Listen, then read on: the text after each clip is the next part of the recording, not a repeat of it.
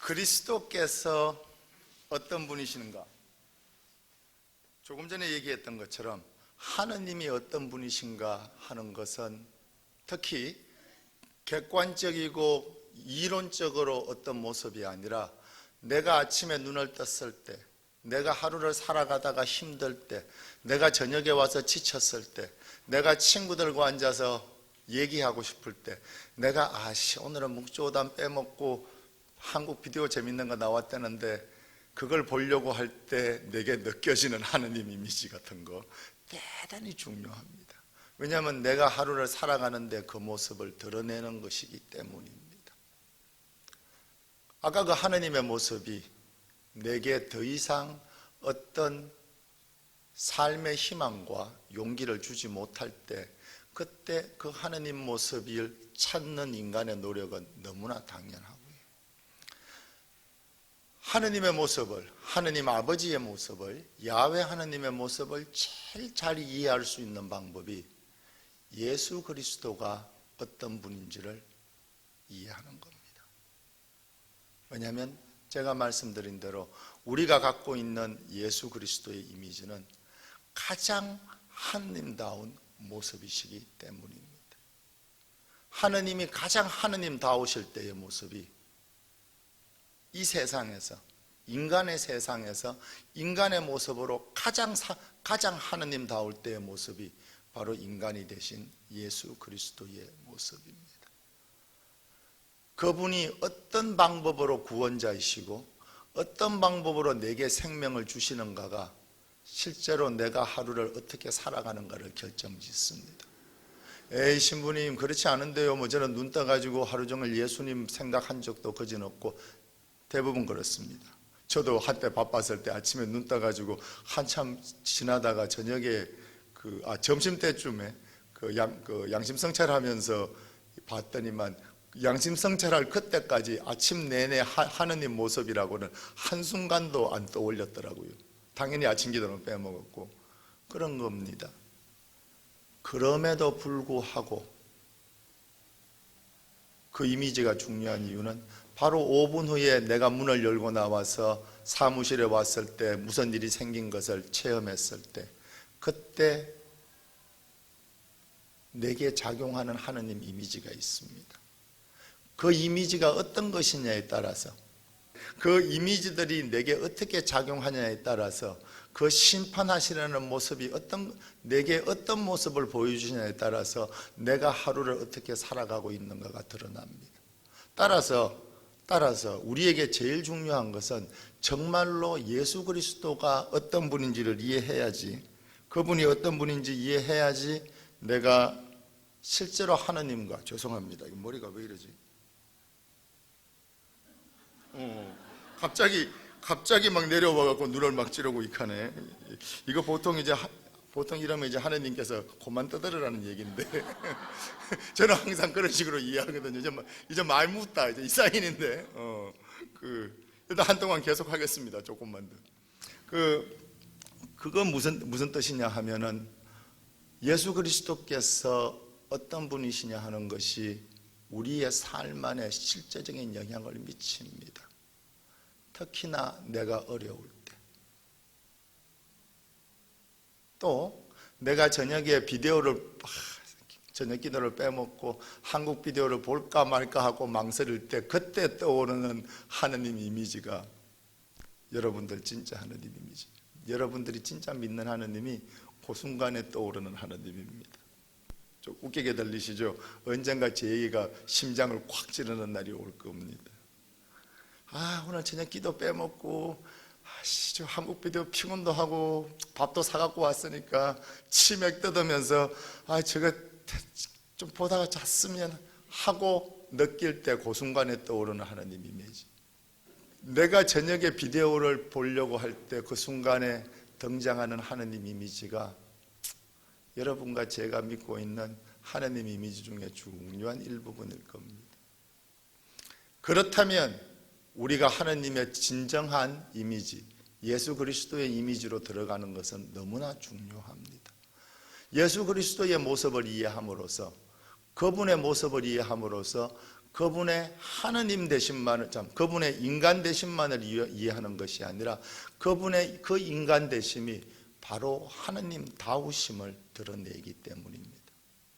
예수 그리스도의 사람다우심은 바로 그분의 하느님다우심을 드러내기 때문입니다.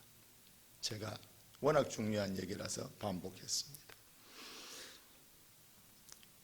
그래서 오늘 이 강의의 두 번째 부분은 바로 예수님 모습 그 자체의 내용으로 들어가 보겠습니다. 이제 앞부분에서 일부에서 왜 하느님 이미지를 이해하는 것이 중요한지, 내 삶에 그분의 이미지가 왜 내게 그렇게 중요한지에 대해서 말씀드렸고, 또 우리가 찾는 예수 그리스도가, 우리가 찾는 하느님이 인간이거나 하느님이거나 한 것만이 아니라 그분의 사람 되심이 가장 하느님다움이시라는 것. 하느님이 가장 하느님다우실 때가 바로 예수 그리스도께서 육화하셔서 우리와 같은 삶을 선택해 주신 그것이라는 것을 이해하시기 바랍니다. 그것에 바탕을 두고 이제 두 번째 얘기, 그분 자신의 삶, 그분 자신의 체험 속으로 들어가 보겠습니다. 제 희망은 이 짧은 강의를 통해서 여러분들이 해오신 그 신앙 위에 이 짧은 강의를 통해서 뭔가 새로운 불씨라도 하나 떨어지기를 희망을 합니다. 그분이, 내가 믿고 살았던 예수 그리스도가 내게 살아오시기를 바라는 거죠.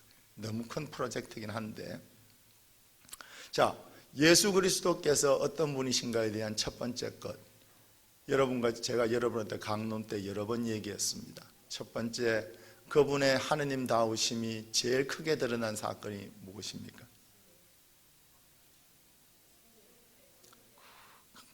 3년 동안 가르친 보람이 납니다. 그분이 내 인생의 뻘밭 같은 그 요르단 강으로 들어가셨을 때, 그 뻘밭, 어떤 때는 맑지만 어떤 때는 흐리고, 자주 보통 때 흐리고, 요르단 강이 원래 그렇습니다. 넓지도 않고 어떤 데는 뭐 동네 개천처럼 좁은 그 내 인생 같은, 참 맑고 좋은 순간도 있지만 대부분의 경우에 이렇게 좀 물기가 거의 회색인 우리 인생 같은, 간혹 가다가 우리 인생의 비보라가 몰아치면 완전히 그 밑에 있는 그 내 인생의 아픔들이 시커멓게 위에 올라와서 흙탕물, 뻘밭이 되어버리는 우리 인생 같은 그 속으로 들어가셔서 나오셔서 내 인생의 아픔 같은 그 뻘이 귀와 눈과 입에서 코에서 머리에서 마구 떨어지고 있을 때 무슨 일이 있었습니까? 하늘이 열리고 아버지 하느님께서, 그분의 사랑 성령께서, 그리고 뭐라고 그러셨죠? 내 사랑하는 아들이라고. 바로 그 아름답고 그 귀한 선언이 어디 저기 멀리 가가지고 막 찬연한 모습으로 등장한 게 아니라 그 뻘이 뻑뻑 떨어지는, 내 인생의 어둠 같은 것이 떨어지는 그 순간에, 바로 내 인생의 가장 밑바탕일 수도 있는 그 상징적인 그 순간에 아버지 하느님이 그러셨어요. 이는 내 마음에 드는 사랑하는 아들이라고. 바로 당신의 하느님다우심을 그 예수 그리스도께서 제일 잘 보여주고 있었기 때문에 그 사건에서 그렇게 말씀하신 겁니다. 그렇게 시간이 흘러서 두 번째로 그분의 영광이 다시 드러날 때가 언제였습니까? 가리킬 보람 정말 납니다. 거룩한 변모 사건입니다. 같은 체험이죠. 산에 올라가서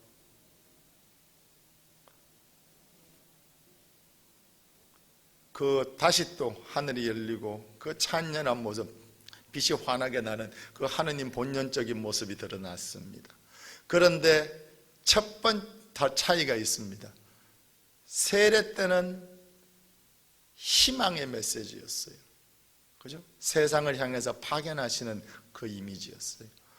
거룩한 변모, 물론 거룩한 변모가 복음서상에 어디 있냐는 복음서마다 다 다릅니다만, 제가 오늘 하는 얘기는 복음서마다 조금씩 차이들이 있거나 혹은 두 번 이 생긴 것처럼 요한복음에는 그렇게 나오는 것들이 있습니다. 그것들을 여러분들이 이해할 수 있도록, 이해하시기 쉽게 제가 성서가 동의하는 부분만 추려가지고 한 가지 성주간의 사건으로 보여드리겠습니다.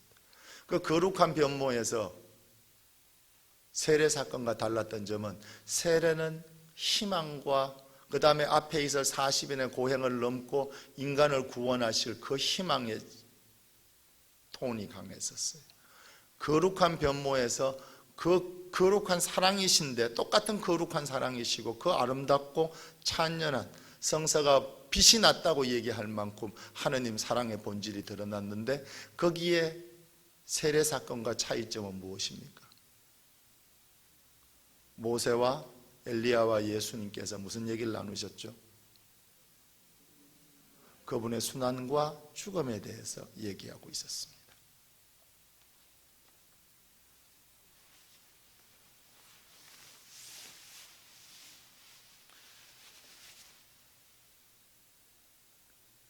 거룩한 변모는 그분께서 어떤 복음서에는, 특히 요한복음인가는 앞쪽에 있는 것처럼 나타나 있지만, 제가 다른 복음서와 마찬가지로 뒤쪽으로 이것을 집어넣은 이유는 바로 여러분들께서 이 사건의 실체를 이해하시기를 원하시기 때문입니다. 이해하시기 원하기 때문입니다. 이 거룩한 변모는 세례 사건과 마찬가지로 그분의 그 가장 인간 되심이, 우리랑 똑같아지심이 바로 하느님께서 원하셨던 가장 하느님다운 사랑을 드러내는 모습의 같은 두 가지 사건입니다. 그럼에도 불구하고 첫 번째 사랑은 그 희망을 품은 사랑이었는데, 이 두 번째 사건은 순환과 그분 죽음에 대한 톤이 깔려 있습니다. 이 순환 사건이 거룩한 변모가 성서상에서, 그러니까 거룩한 변모 직전에 있었던 사건들이 무엇입니까? 그 오병이어 사건 직후에 예수님께서 뭐라고 하십니까? 솔직하게 얘기하시잖아요. 처음으로 내 살을 먹고 내 피를 마셔라. 왜 그랬겠어요? 오병이어 기적을 통해서 너무나 사람들이 자기를 좋아하게 된 걸 알았기 때문에 이제는 당신의 그 구원자적인 비밀을 얘기해도 괜찮겠다고 생각하고 말씀하셨어요. 그런데 이 오병이어의 그 큰 기적을 보고 예수님께서 내 살을 먹고 내 피를 마시라고 얘기하신 이후에 직후에 뭐가 벌어집니까? 복음서가 모두가 이해하지 못하고 떠나갔다라고 얘기합니다. 어느 정도로 예수 그리스도께서 실망하셨나 하면 베드로와 그 다른 제자들에게 뭐라고 물으셨습니까? 너희들도 날 두고 떠나가겠느냐? 그때 나온 것이 베드로의 그 유명한 고백입니다. 당신을, 하느님이시여 주님이신 당신을 두고, 주님이신 당신을 두고 어디로 떠나가겠습니까? 그 직후에 벌어진 사건이 거룩한 변모입니다. 세례 사건과 다르게 거룩한 변모는 어쩌면 세례 사건과 마찬가지로 우리 삶의 가장 절실하고 가장 절박한 순간들에 벌어진 사건입니다.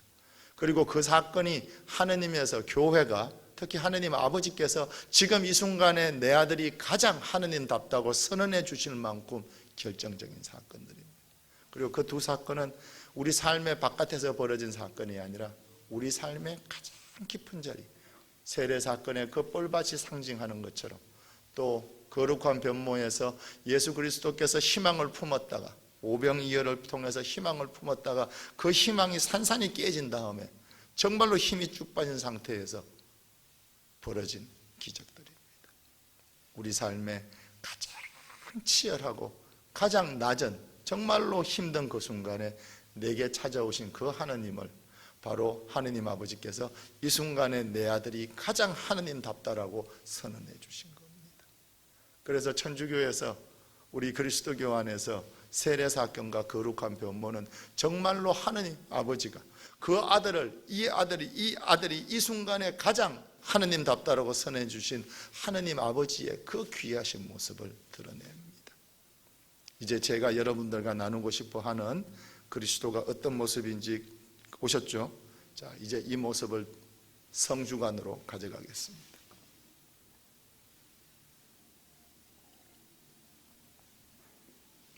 성주관의 시퀀스는 순서라든가 어떤 사건들은 성주관 밖에 있는 것처럼 어떤 복음서는 나와 있습니다. 아까 말씀드린 대로 복음서들이 일반적으로 동의하고 있는 부분을 모아서 우리가 상식적으로 이랬을 거라고 유추해 볼 수 있는 사건의 시퀀스로 얘기를 하겠습니다. 첫 번째, 성주관의 첫날이 언제입니까? 이제 들어갑니다. 이제 성지주간에 그날 예루살렘에 들어갔을 때 사람들이 어떻게 했습니까? 예수님께 돌을 던졌습니까? 환호했고 뭐라고 불렀습니까? 호산나라고 했습니다. 그래서 어느 정도로 사람들이 열광했나 하면 바리사이들이 와서 왜 저렇게 하느님이랑 그 왕들에게 쓰는 표현을 당신에게 쓰는데 그걸 놔두냐 그랬더니 예수님이 뭐라고 그러셨어요? 이것은 그 복음서에서 다른 파트에 등장하는 거긴 합니다만 사람들이 호산나라고 그럴 때 하나님이 뭐라고 그러셨어요? 그대로 두어라. 저 사람들이 입을 다문다면 무엇이 뜯을 거라고? 돌들이 입을 벌려 하느님을 찬미할 것이다. 그만큼 사람들이 열광해 있었어요. 자, 근데 그 열광한 것은 사람들의 기분이고 거기에 딱 한 줄 나와 있습니다. 두 줄이죠. 예수 그리스도의 그 예루살렘에 들어가는 그 기분을 설명한 것이 딱 두 줄이 있습니다. 그 환호 속에서 예수님의 기분이 어땠습니까? 기분이 좋지 않으셨어요. 굳은 경직된 상태였어요. 그 두 번째 줄이 왜 그랬는지를 설명하고 있습니다. 뭐였죠? 왜냐하면 그분께서 그 사람들의 속마음을 아시고 그들을 믿지 않으셨다라고 나와 있습니다. 온 예루살렘이 다는 아니었겠죠. 창문가에서 구경하는 사람들은 더 많았을 것이고 또 빈정거리거나 시비를 걸려고 온 사람도 있었을 것이고 하지만 그 즐거워하는 자기를 통해서 본인을 통해서 하나님을 아버지를 찬미하는 그 관중들을 두고도 예수 그리스도께서 즐거워하시지 않았어요. 복음서가 분명히 얘기합니다.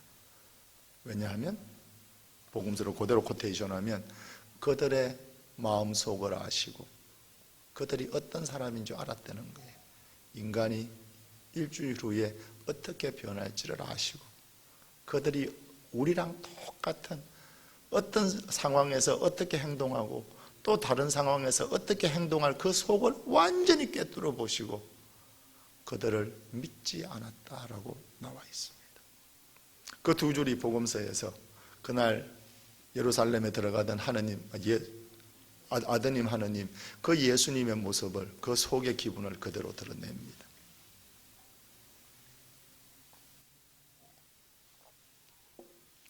월요일 날 뭐 하셨죠? 그 월요일 스케줄이?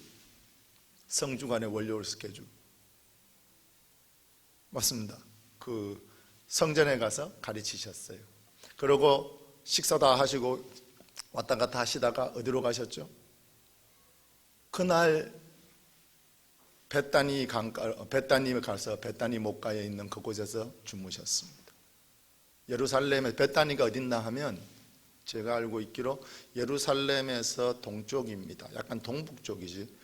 그쪽에 산이 있습니다. 우리가 알고 있는 겟세마니와 그 올리브 동산 그쪽 산들이 있고 그 옆으로 그 일부들이죠. 그 베다니 그 북쪽에 그 일부들이 다 그 예수님 돌아가신 다 있고 그리고 그 밑에 살짝 부분 그 산으로 가는 길인지 산에서 밑으로 내려오는 길인지 모르는데 거기에 그 베다니가 있습니다. 그래서 예수님께서 거기까지 걸어가셔서 거기서 주무셨습니다. 둘째 날 또 예루살렘으로 성 안으로 돌아오셨습니다. 여기서 예루살렘은 옛날 예루살렘과 올시티 그 구시가지를 얘기하는 겁니다.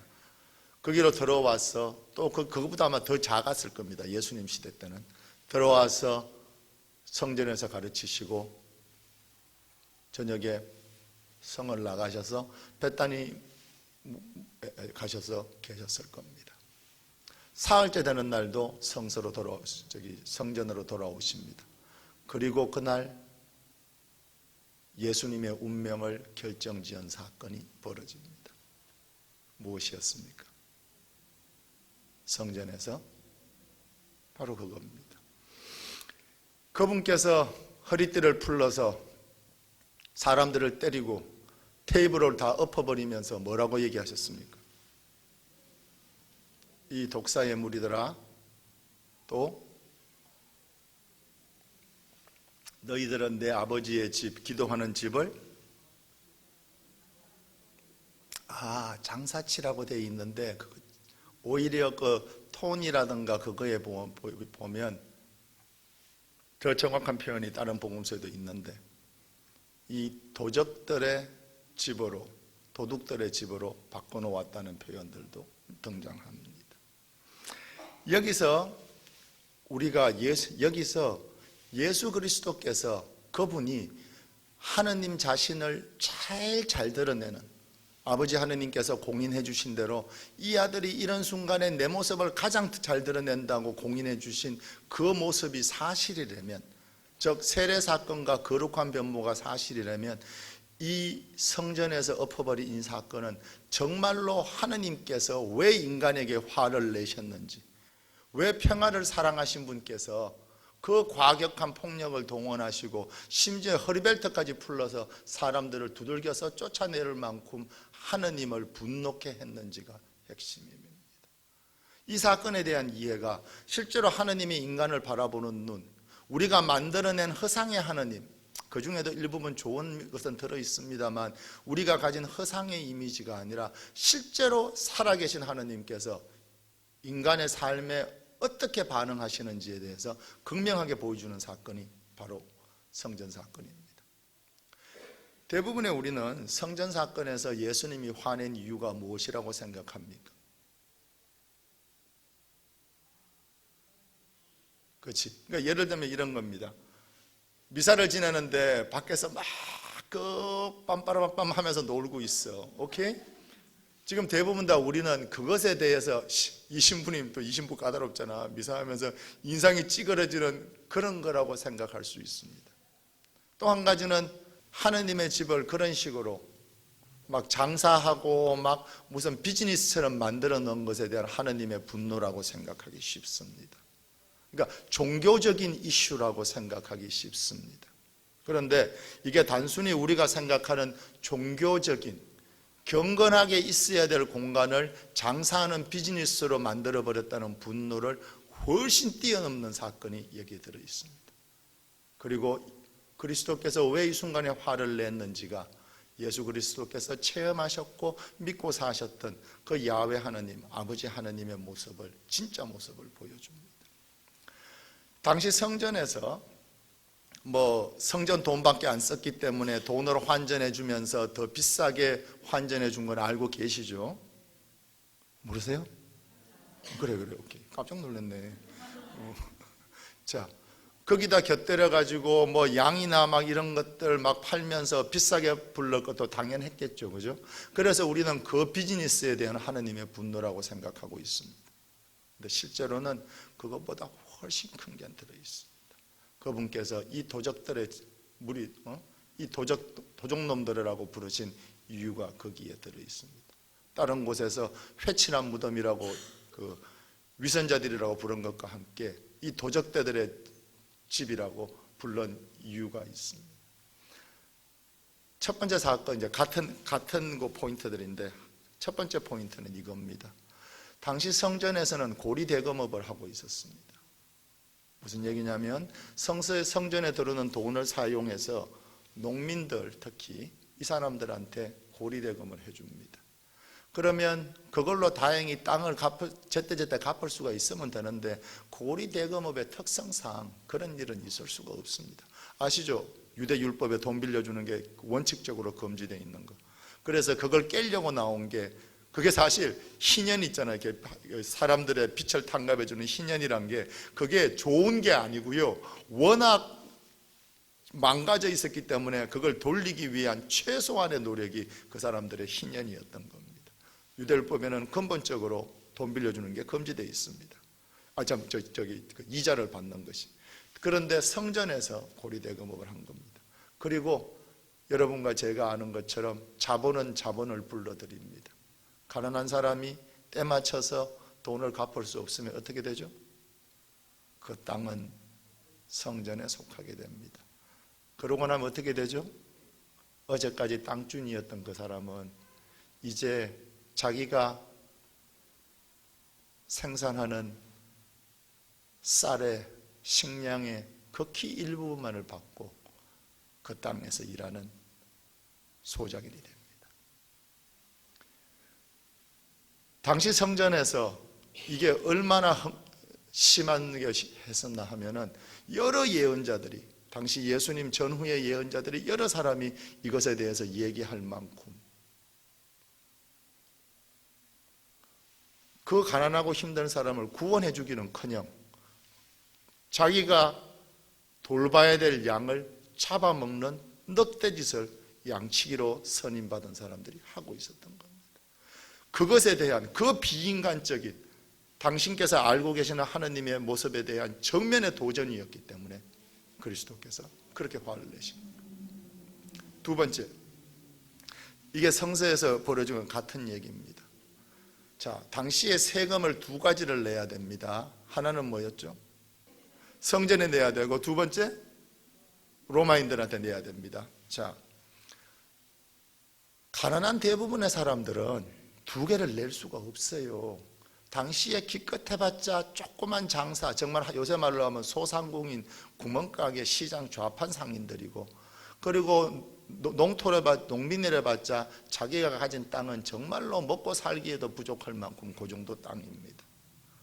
그 사람들한테 로마 텍스랑 이제 성전 텍스가 같이 있는데, 로마 텍스를 못 내면 어떻게 됩니까?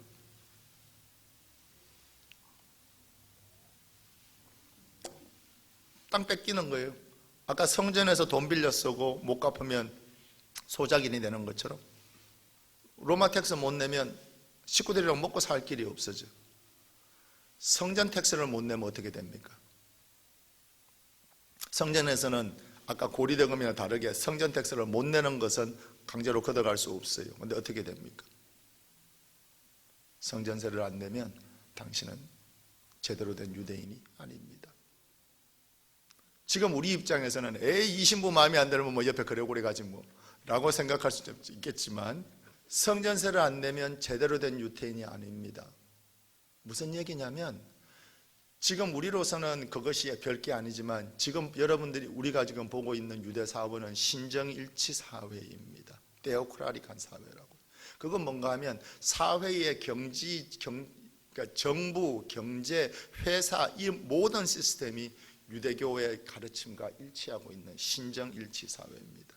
신정일치 사회에서 그 유대교 공동체에서 제대로 된 유대인들이 아니란 얘기를 듣는 것은 그 사람의 사회적으로 기본적인 권리들을 다, 막말로 얘기하면, 요새 막말로 얘기하면, 우리가 이해할 만한 말로 얘기하면 소셜 웰페어 책이 안 나오는 거예요.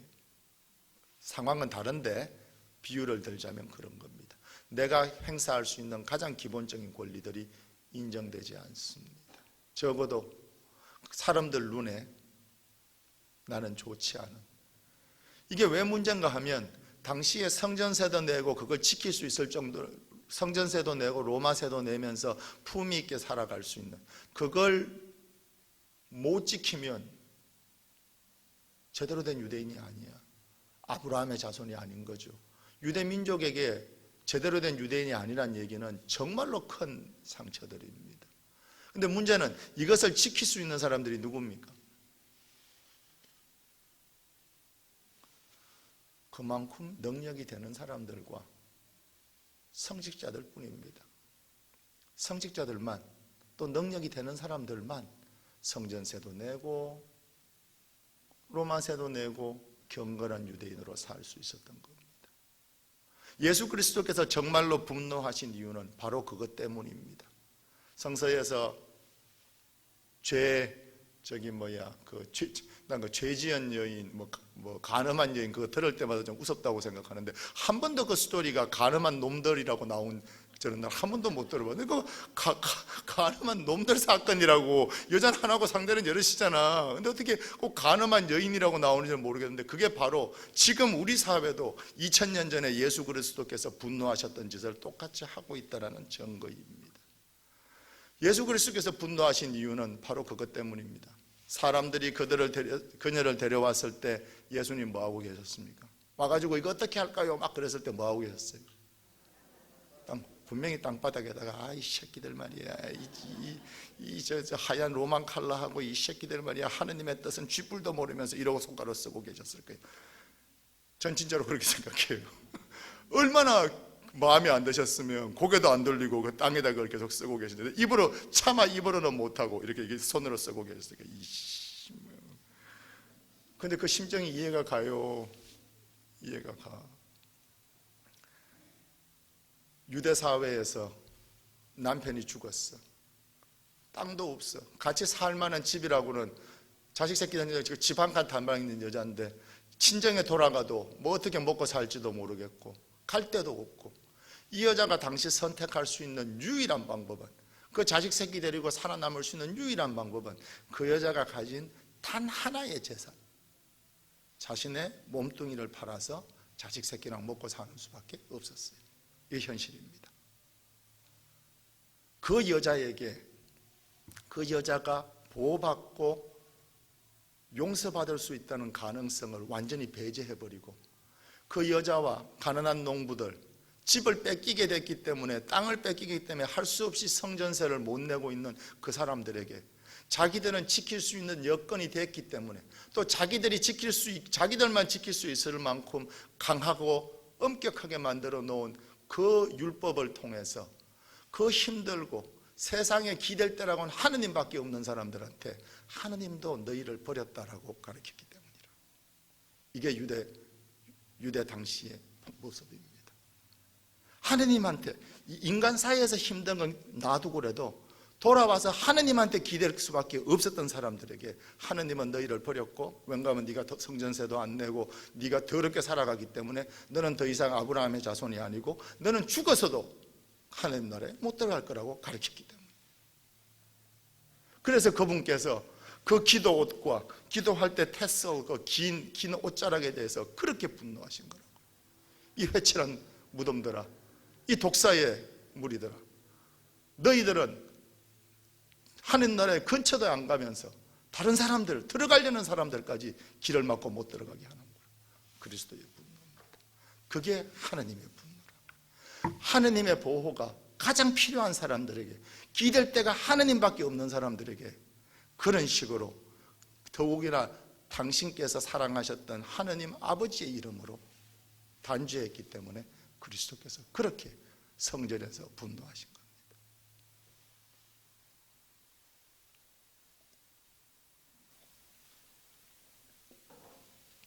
이분께서 왜 그렇게 그 사람들에게 분노했나 하는 것은 바로 그분께서 체험하셨던 하느님 아버지와 이 사람들이 보여주고 있었던 하느님 아버지가 정반대쪽에 있는, 막 기차가 양쪽에서 달려와서 부딪히듯이 그 정도로 차이가 있었기 때문입니다. 예수 그리스도께서 체험하신 하느님은 바로 우리가 오늘 복음서에 들은 누구 얘기죠? 탕자의 아들, 탕자의 비유에 들어 있습니다. 사실 이 스토리가요, 탕자의 비유가 아닙니다. 제가 좀 이따가 그 얘기 설명을 드리겠는데, 탕자의 비유의 아버지는 한마디로 얘기하면 뭡니까? 요새 쓰는 말로 아들 바보예요. 자식 바보예요. 내가 봤을 때 있잖아, 그 둘째 아들 망가진 이유가 상당 부분이 아버지한테 있다. 이게 잘은 모르겠지만 이 교육학적인 입장에서 뭐 친구들을 잘못 만났을 수도 있는데, 아버지가 너무 유하다 보니까, 이 아버지가 얼마나 유한 사람인가 하면요, 이제 이런 겁니다. 성서에 보면 아들내미가 와가지고 뭐라고 그러죠? 이 재산 달라는 얘기 들으면 야, 이 새끼 진짜로 나쁜 놈이라고 생각하겠지만 그 정도가 아닙니다. 유대 사회에서는 부모가 죽기 전에 재산을 분배하는 경우는 전혀 없습니다. 있을 수가 없습니다. 유대 사회에서 아버지가 죽기 전에 아버지가 자 이제 때가 됐으니까 상속해서 나가라니까 분가시켜 주는 거 말고 아버지가 살아있고 그 집에 같이 살면서 재산을 얘들처럼 달라고 얘기하는 건 한마디로 딱 저겁니다. 그러니까 그 아들이 아버지께 한 얘기는 간단하게 얘기하면 당신이 죽어서 내가 빨리 아빠 돈 받아서 흥청망청 쓰게 해달라는 얘기입니다. 그 얘기 들었을 때 유대인들, 당시 유대인들 중에 왜 유대인들 정말로 화나면 어떻게 하죠? 겉옷을 찢습니다. 분명히 예수님이 그렇게 얘기했을 때 몇 명 일어나서 막 소리 지르면서 겉옷을 찢었을 사람이 있었을 겁니다. 유대 사회에서 아버지가 아직 살아있고 한 집에 같이 사는데 분가를 한 것도 아니고 재산을 나한테 달라는 것은 아버지 빨리 죽었으면 좋겠다는 것과 똑같은 얘기입니다. 그냥 똑같은 얘기입니다. 그런데 이 아버지가 이 바보 자식 바보 아버지는 재산을 갈라서 줍니다. 얘가 그것을 어떻게 쓰리라는 것을 너무나 잘 알고 있습니다. 자, 그 다음 얘기는 너무 유명하니까 자 이제 갔습니다. 가서 싱청망청 쓰다가 이제 두 번째 또 이제 유대인들이 옷 찢을 찬스가 또 옵니다. 아마 그 예수님 얘기가 끝났을 때 그 우도 제대로 입고 있는 유대인은 없었을 거예요. 왜냐하면 이 스토리가요, 이 아들이 얼마나 골 때리는지 정말 이 탕자 정도가 아니라 폐륜화 중에 폐륜화는, 여기서 탕자는 방탕하다는 뜻이 아닙니다. 이 사람이 얼마나 폐륜화였는지를 보여주기 위해서 만들어낸 스토리거든요. 자, 두 번째, 그러다가 걔가 이제 뭐가 됐죠? 망한 다음에 뭐가 됐죠? 돼지입니다. 돼지치기라는 걸 유대인들은 들으면 이럴 수밖에 없는 돼지치기가 된 거예요. 그 많은 직업 중에서 돼지를 치게 된 거예요. 자, 그런 다음에 얘가 회개했습니까? 성서가 뭐라고 얘기하고 있죠? 그러자 제정신이 들었다고 그러잖아. 이 자식 제정신 안 들었습니다. 왜냐하면 그 다음에 하고 있는 일이 이게 제정신이 아니라는 걸 그대로 보여주니까. 성서가 그걸 왜 제정신이라고 얘기했는지는 아마 당시 복음을 기록했던 그 사람들의 수준을 얘기하고 있는 건데, 그게 정신을 차린 거라고 생각했겠지. 걔가 굶어 죽으러 됐을 때 뭐라고 얘기했습니까? 돼지 먹이도 없을 때, 굶어 죽게 됐을 때 내 아버지의 집에는 모두가 배가 부른데 나는 여기에서 굶어 죽게 되었구나. 그런 다음에 꿈입니다. 돌아가면 상속자로 집에서 날 받아줄 가능성은 눈꼽만큼도 없으니까 그냥 집에서 일꾼으로 써달라고 얘기하자고 꼼수를 준비하고 있었던 겁니다. 왜? 그 꼼수가 왜 나온 것 같습니까? 이 아이가 둘째 아들이 가지고 있는 아버지 이미지가 바로 딱 그거였거든요. 둘째 아들이 아는 아버지는 자기를 절대로 용서해 주지 않을 사람입니다. 절대로 아들로 다시 인정해 주지 않을 사람입니다. 둘째 아들이 믿고 있는 아버지 이미지는 겨우 일꾼으로나 다시 써줄까, 그것도 내가 가서 손이 발이 되도록 빌면 써줄까라고 생각했던, 전 재산을 잘라서 자기한테 나눠줬던, 자기가 그렇게 폐륜화 짓을 했는데 전 재산을 잘라서 나눠줬던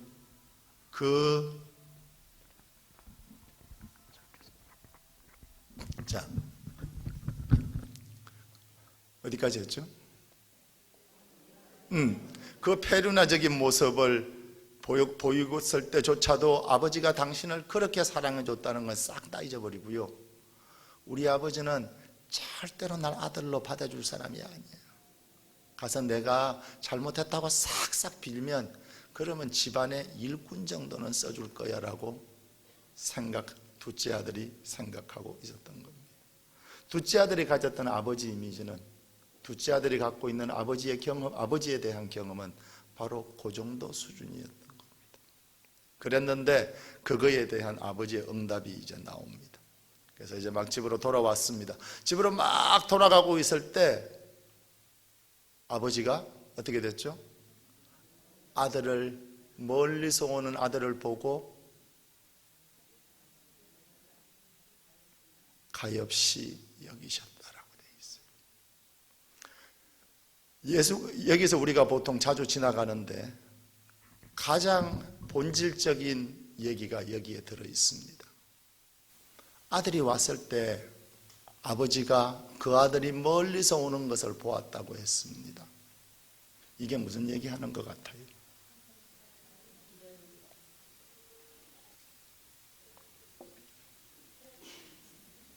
집에서 자다가 그냥 나왔다가 그날 길거리에서 만난 게 아니고 아들이 그 멀리가 있는 그 기간 동안, 그 멀리가 있던 그 기간 동안 내내 그 몇 년 동안 내내 집 앞에 나와서 기다리고 계셨던 거예요.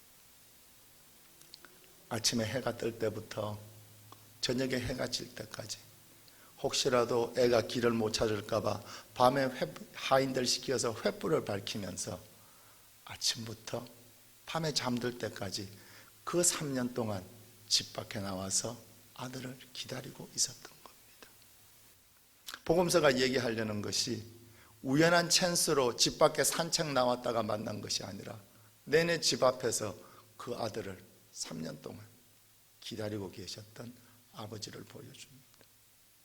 그런데도 이 아들이 회개했는가? 아닙니다. 둘째 아들 대단합니다. 정말 대단합니다. 지금 유대인들이 그 자리에 있었을 유대인들이 예수님 앞에 청중들이 지금 아마 인상을 확 구부리고 있었을 겁니다. 왜냐하면 하는 짓이 너무나 꼼수와 폐륜과 꼼수가 아주 반복되면서 드러나고 있기 때문에 아버지가 막 자기 보고 달려오시고 있는데도 뭐합니까? 자기가 준비해오는 그 리허설을 준비해오는 대사를 읊으려고 그럽니다. 아버지, 제가 아버지께 저를 아들로 하지 마시고 일꾼으로 좀 연습해 놓은 거 하려고 그랬는데 아버지 하자마자 뭐라고 그랬습니까? 안아주셨어요. 너무나 차분해서. 그러고 어떻게 하셨습니까? 그냥 용서하셨어요? 거기에 용서하셨다는 말이 한 단어, 그 용서라는 표현 자체가 드러나는 게 거기가 없어요.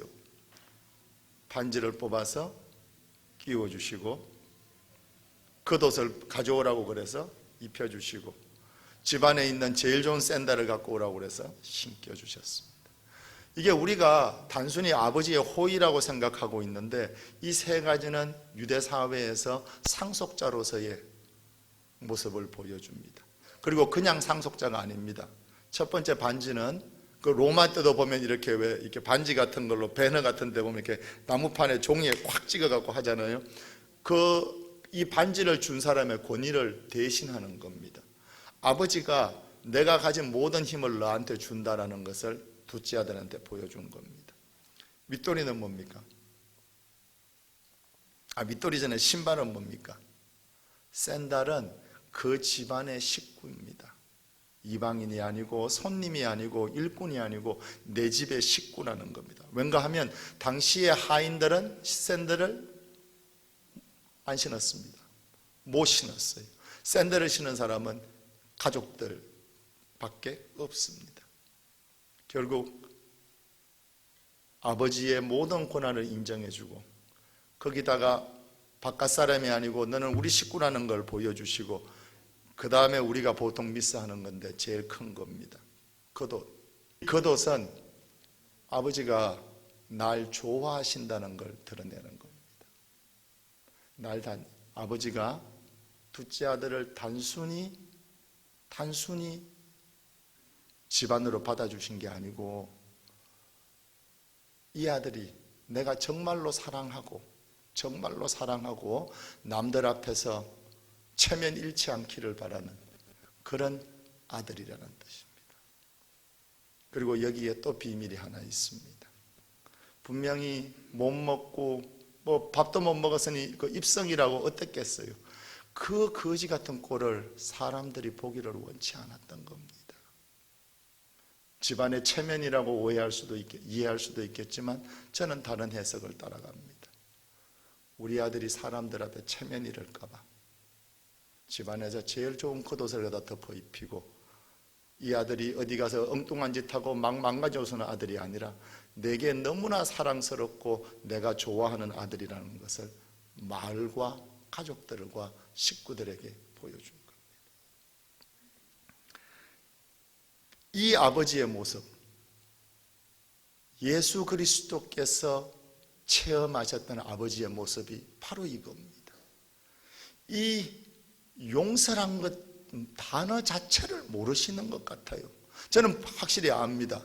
그놈이 둘째 아들이 그렇게 망가진 큰 이유 중에 하나가 아버지라는 것을. 왜? 마구 퍼주셨거든요. 여러분과 제 인생에 그분이 주신 축복이, 내게 주신 자유를, 내게 주신 몸과 마음을, 내게 주신 형제 자매를 내가 어떤 식으로 대하고 내 인생을 내가 얼마나 낭비할 걸 아시면서 퍼주신 거라고요. 알고 계십니까? 여러분과 제가 얼마만큼 당신의 선물을 주신 이 거룩한 몸과 이 정신과 내게 주신 지력과 내게 주신 힘과 내게 주신 모든 것을 내가 얼마나 낭비해버리고, 그분께서 내게 주신 사랑과 희망을 내가 얼마나 잊어버리고 길거리에 거지처럼 헤매일 것을 아시면서도 내게 퍼주신 거라고요. 그 결과로 여러분과 제가 이렇게 망가진 겁니다. 근데 솔직한 얘기입니다. 둘째 아들이 망가진 큰 책임의 큰 부분이 아버지 있는 것처럼 여러분과 제가 이렇게 된 거에 큰 책임은 아버지께 계십니다. 날 너무 믿어주신 거예요. 나한테 이 정도 안 해줘도 되는데 조금씩 주면서 너 요거 하면 내가 요거 이루어주고, 세상은 그렇지 않습니까? 요거 하면 일 요만큼 하면 월급 요렇게 주고, 네 학교 어때 나오면 요만큼 해주고, 네 요만큼 이쁘면 요만큼 잘생기면 내가 이렇게 해주는 그 조건부 사회에 사는 우리에게 퍼주고 우리를 망가뜨리기로 작정하신 분처럼, 당신의 사랑이, 당신의 내게 길었던 신뢰가 내가 어떻게 배신할지를 뻔히 아시면서도 아들 바보 퍼주신 겁니다. 이게 예수 그리스도께서 만나셨던 아버지입니다. 이 탕자의 비유는 영어로 프로디갈 선이라고 그러는데, 프로디갈이라는 것은 마구마구 낭비하는 뜻입니다. 제가 참 좋아했던 그 묵상집에 그런 말이 있었습니다. 이것은 마구마구 낭비해버리는 아들에 대한 얘기가 아니라 마구마구 낭비해버리는 아버지의 얘기입니다. 당신 사랑 때문에 당신이 가진 그 모든 것들이 어떻게 낭비되어지고 어떻게 이 사람이 배신할지를 뻔히 아시면서도 그 사랑 때문에 눈이 멀어서 당신 사랑을, 그 많은 것을 마구 낭비해버린 낭비벽 심한 아버지의 얘기입니다. 그래서 그 영어 그 강론 제목이 프로디갈 선 해놓고 이렇게 지운 다음에 프로디갈 파더이라고 되어 있었습니다. 그 강론을 들었을 때, 그 묵상을 봤을 때 그 감동이 아직도 제게 남아 있습니다. 내가 둘째 아들처럼 되어버린 큰 이유 중에 하나가 아버지가 절 그렇게 믿어주셨기 때문이라. 내가 이 모양 이 꼴로 망가질 거라는 걸 알면서도 내게 당신 사랑을 그렇게 분별 없이, 정말 주책 없을 만큼 분별 없이 퍼부어 주신 겁니다. 예수 그리스도께서 만난 하느님 아버지께서, 예수 그리스도께서 인간들을 자신이 형제 자매라고 불렀던 우리를 사랑하시는 그 아버지의 모습과 당시 유대교에서 보여주는, 성전에서 보여주는, 사회에서 보여주는 그 불쌍하고 하느님한테 기댈 수밖에 없었던 그 사람들에게 그렇게 가혹하고, 이 땅에서 희망이 없어서 하느님한테밖에 기댈 수 없는 그 사람들에게 하느님도 너희를 버렸다고 가르쳤던 그 자들의 하느님 모습이랑 정면으로 충돌하고 있었기 때문에 그리스도께서 그날 그렇게 분노하신 겁니다. 당신이 알고 계시던 하느님 아버지 모습과 너무나도 달랐기 때문에 분노하신 겁니다.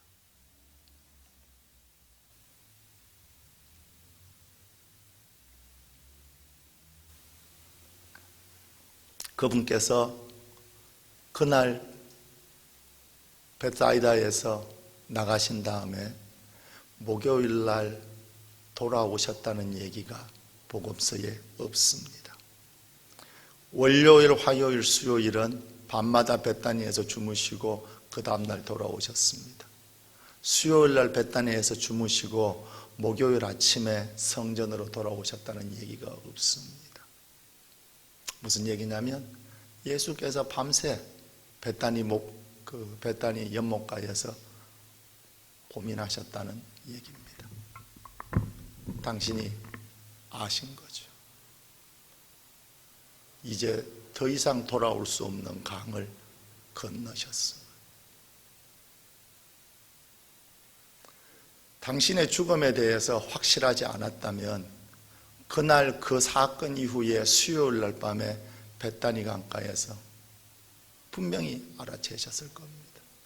이제 자기가 그 사람들이 자기를 죽일 수밖에 없는 상황을 본인 스스로가 만들어냈다라는 것.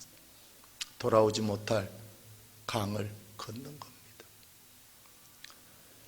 그날 그 고뇌하시던 그 수요일 날 밤에 많은 생각이 들었을 겁니다. 이제 어떻게 해야 되는가? 옆에 제자들도 얘기했을 겁니다. 특히 유다가 똑똑하고 현실적인 사람이니까, 그 사람들 사이에서 지혜로운 사람들이니까 유다 같은 성격이면 얘기했을 겁니다. 스승님, 지금 여기 계시면 단순히 죽는 것뿐입니다. 스승님께서 돌아가시면 스승님께서 가르치셨던 이게 다 무슨 소용이 있습니까? 그리스도께서, 당신께서 돌아가시고 나면 이 모든 것이 헛되게 될 텐데, 그러지 말고 지금 우리 여기서 사마리아로 돌아갑시다. 갤러리로 돌아가서 우리가 거기서 사람들을 더 모으고 힘을 더 길러가지고 다시 돌아오면, 그때는 예루살렘의 제사장이나 사제들도 레바이들도 우리를 어쩌지 못할 겁니다.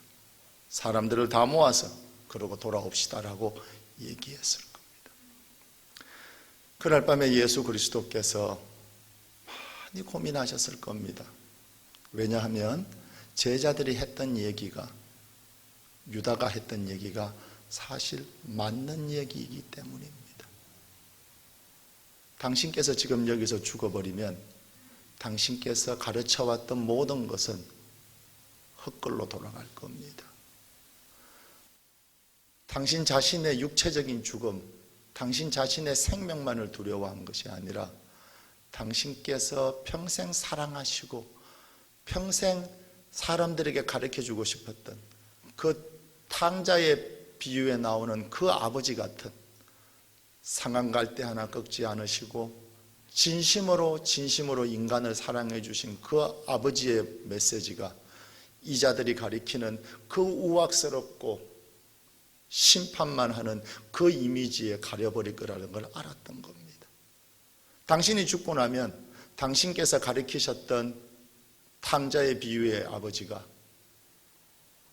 바로 이 불쌍하고 아무것도 없는 이 여인에게 너는 이 땅에서 버림받았을 뿐만 아니라 야훼께도 버림받았다라고 가르치는 그 사람들의 하느님에게 붙여버릴 거라는 걸 알고 계셨던 겁니다.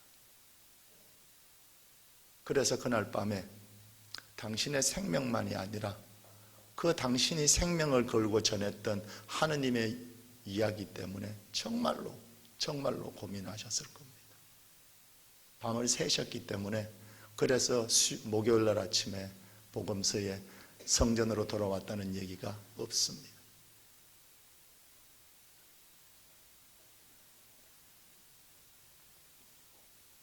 그날 목요일 날 최후의 만찬을 준비하시기 전에 그분께는 많은 생각이 그 베다니 강가에서 하루 종일, 수요일 밤, 목요일 하루 종일 끊임없이 그분께 있었을 겁니다. 그리고 어떤 순간에 결정을 하십니다. 당신이 알고 있는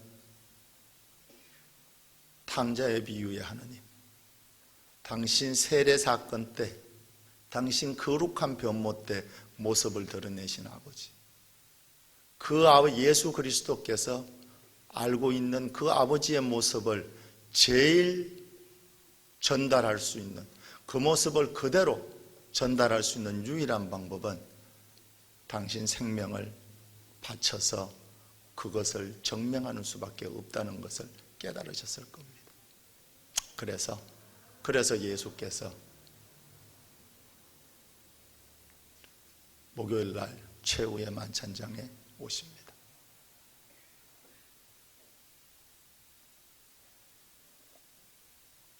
이제 뒷부분 조금입니다. 그날 최후의 만찬은 대단히 어두운 분위기에서 진행되고 있었습니다. 거기 쓰여 있는 부분들 이렇게 보면 정말로 모두가 디프레스 되어 있는 상황이었을 겁니다. 예수님은 당신이 죽고 십자가에서 죽음으로써 완전히 사기꾼으로 몰리게 될 거라는 것을 알고 계셨고, 제자들은 예수님께서 죽음에 대해서 얘기하고 있었기 때문에 너무나 정신적으로 나중에 겟세마니 동산에서 예수님이랑 같이 깨있지 못할 만큼 스트레스에 시달리고 있었습니다. 예수님 자신은 당연히 그 겟세마니 동산에서 땀에 피가 섞여 나올 만큼 스트레스를 받고 계셨고, 그래서 최후의 만찬은 대단히 어두운 분위기였습니다. 그 분위기를 깨는 사건이 벌어집니다. 외부에서 벌어진 게 아니라 예수님께서 보여주십니다. 갑자기 조금 전까지 당신의 죽음과 아버지의 명예가 더럽혀지는 것을 고민하면서 그 나중에 정말 땀에 피가 섞여 나올 만큼 고민하던 그 사람이 갑자기 어떤 순간 무드가 확 변합니다. 마치 세례 사건 때 만난 아버지, 당신이 그 뻘밭에서 올라왔을 때 나중에 예수 그리스도께서도 아시게 되었겠지만 당신의 인생 같았던 그 뻘밭에서 올라왔던 그 순간에 당신이 누군지를 알려주셨던, 세상에 자랑해 주셨던 아버지, 죽음을 향해 가고 있던 그 고통의 순간에 제자들이 다 타기를 떠나고 고통받고 있던 그 순간에 당신 모습을 드러내 주신 그 하느님 다움을 보여주신 거룩한 변모의 아버지, 예수님께서 그 고통 속에서 갑자기 너무 고통에 짓눌려 가지고 잊고 있었던 아버지 사랑을 갑자기 다시 체험한 것처럼, 갑자기 다시 기억해낸 것처럼 예수 그리스도의 모습이 완전히 변합니다. 그 분위기가 그 두 줄, 세 줄 사이에 그 스트레스를 받던 모습에서 뭔가를 정말로 기억해낸 것처럼 확 변합니다. 그러고 제자들한테 최후의 만찬 디스코스라고 알려져 있는 그 얘기들을 하십니다. 당신이 알고 믿고 살아왔고 이제 자기 생명까지 바쳐서 증명하기로 마음먹은, 당신이 실제로 체험하셨던 아버지에 대해서 얘기하십니다. 아버지께서 어떤 분이시고 그분의 사랑이 어떤 모습이고 우리가 그분과 같이 살기 위해서는, 그분께 우리에게 주신 그 과분한 것을 세상에 드러내기 위해서는 우리 삶이 어찌해야 되는지, 아버지의 사랑, 우리에 대한 신뢰, 우리가 아무 희망도 못 볼 때 아버지께서 우리를 믿어주시는 그 신뢰에 대해서 얘기하십니다. 그런 다음에 당신이 그 상황에서 할 수 있었던 가장 하느님다운 모습을 보여주십니다. 무엇이었죠? 일어나셔서 허리에 수건을 두르시고 제자들의 발을 씻기기 시작하십니다. 제가 아까 전에 하느님적인 하느님, 하느님만 남아있는 하느님, 인간이기만 한 하느님, 양쪽이 다 하느님 모습을 제대로 보여주지 못했다는 이유가 그겁니다. 예수 그리스도께서 보여주신 그 제자들의 발을 씻어주신 그 행동이 당시에 예수 그리스도께서 이해하고 계셨던 하느님 다음에 가장 맞는 행동이었기 때문입니다. 그것은 저는 분명히 저는 예수 그리스도께서 제자들 발을 여러 번 씻어주셨다고 생각합니다. 혹은 그 사건이 첫 번째라 할지라도 어떤 폼을 보여주시게 한 것이 아닙니다. 그분께서 당신이 알던 아버지, 자기가 이 땅에 왜 왔는지를 정말로 기억해내고, 그리고 그 희망을 제자들에게 보여주신 겁니다. 가장 하느님다우신 모습, 수건을 두르고 제자들의 발, 아마 대충 우리 세종리할 때 하는 것처럼 대충 씻지 않으셨을 거예요. 상징적인 행동만이 아니었을 겁니다. 계속 자기를 따라다닌 사람들, 이제 또 고통을 겪어야 될 제자들에게 힘을 주시기 위해서 그 발을 뽀득뽀득 씻었을 겁니다. 제가 아는 예수 그리스도는 그런 분이기 때문에. 형제자매 여러분, 우리가 우상을 만들어냅니다. 그 우상은 때로는, 그 우상으로서의 하느님은, 신은 때로는 무서운 모습이고, 때로는 재벌 회장처럼, 대통령처럼 힘이 어마어마합니다. 또 우리가 우상으로 만들어낸 신은 심판자이고 한 손에 칼을 들고 있습니다. 또 우리가 만들어낸 우리가 만들어낸 우상으로서의 신은 둘째 아들의 신입니다. 절대로 날 용서해 주지 않을. 그런 의미에서는 큰 아들의 신이기도 하죠. 여러분과 저는 자주 그 우상인 이미지를 숭배합니다. 힘을 가진 하느님, 허리를 굽혀서 자신의 죽음의 순간에 제자들의 발을 씻어주신 하느님이 아니라 번쩍번쩍하는 번개를 오른손에 들고 천둥 소리를 내면서 하늘을 구름을 타고 지나가는 그 그리스 신화에 나오는 하느님을 여러분과 저는 상상을 합니다. 상한 갈 때 꺾지 않으시고 자식을 망칠 만큼, 정말 죄송한 표현이지만 우리를 망쳤듯이 자식을 망칠 만큼 그렇게 분별 없이 믿어주고, 그렇게 분별 없이 사랑해주고, 그렇게 분별 없이 마구마구 퍼줬던 그 하느님이 아니라 짜고 저울을 들고 무게를 재고 있고, 그 저울이 0.1인치라도 위로 올라가면 나는 천당 가고 0.1인치라도 밑으로 가면 나는 지하실로 내려가게 될 그 하느님을 여러분과 저는 자주 떠올리고 두려워합니다. 예수 그리스도의 하느님은 아닙니다. 예수 그리스도의 하느님은 당신을 바쳐서 저랑 여러분을 살리시기로 마음먹은 분입니다. 상한 갈 때 꺾지 않으시고, 그 사랑이, 당신이 세례 사건 때 만났던 그 하늘이 열리고 새로운 세상을 당신에게 주셨던 그 하느님을 여러분과 제게 전하고 싶어 하셨던 분이 예수 그리스도십니다. 이제 사순이 중반쯤 지났습니다. 남은 사순 동안 여러분과 제게 진심으로 권고합니다. 우리 생활 힘들고 어려울 때 최후의 만찬에 예수 그리스도를 기억하십시오. 그 죽음의 고통에, 그 스트레스에 쓰러지고 있었던 그 사람이 당신을 사랑해 주셨던, 자기를 하나밖에 없는 아들이라고 불러주셨던 그 아버지를 믿고 다시 일어섭니다. 그리고 그 사랑을 드러내는 가장 큰 행동으로서 제자들의 발톱 사이에 때를 뺏기시고 발을 뽀득뽀득 씻어주셨습니다. 여러분과 제가 섬기는 하느님은 우리를 섬겨주시는 하느님입니다. 예수 그리스도께서 그날 보여주신 하느님은 단순한 쇼가 아닙니다.